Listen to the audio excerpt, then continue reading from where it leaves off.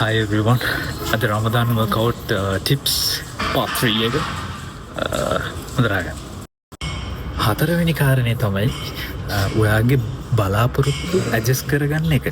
මොකද සාමාන්‍ය දවසක් වගේ නෙමෙයි රමදාන් කාලේ කියලා කියන්නේ. රමදාන් කාලේ කියලා කියන්නේ ඔයාගේ ආධ්‍යාත්මික සුවය වගේම ශාරීරික සමතුලිතතාවය බැලන්ස් කරගෙන යන කාලවකවානුවක්. එතකොට සමහර දවස් එන්න පුළුවන් ඇත්තරම එක්සර්සයිස් කරන එක ගොඩක් අමාරුයි. මේ දවස්වල ලංකාවේ බැලුවොත් ඇත්තරම ක්ලයිමේට් එක ගොඩක් අමාරුයි. අවුව වැඩි, සැර වැඩි. එතකොට ඒ වර්කවුට් කරන එක ඒ දවස්වල ගොඩක් අමාරු වෙන්න පුළුවන්. ඒක සාමාන්‍ය දෙයක්. හැබැයි ફોකස් කරන්න කන්සිස්ටන්සි එක පවත්වාගෙන යන්න ඉන්ටෙන්සිටි එකට වඩා. ඒක තමයි වැදගත් වෙන්නේ. පස්වෙනි වගේම අන්තිම ටිප් එක.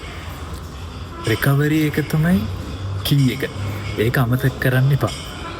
මොකද රිකවර් වෙන්නේ නැතුව ඔයා මොන දේ කර වැඩක් නැහැ. සාමාන්‍යයෙන් ගොඩක් වර්කවුට් කරන හින්දා ඔයාගේ ඇඟට ඕනි කරන රෙස්ට් එක වැඩි වෙන්න පුළුවන්. ශක්තිය වැය වෙන ප්‍රමාණය වැඩි වෙන්න පුළුවන්. සාමාන්‍ය දවසක් වගේ නෙමෙයි රමදාන් මාසය කියන එක හොඳට මතක තියාගෙන වර්කවුට් කරන්න ඕන.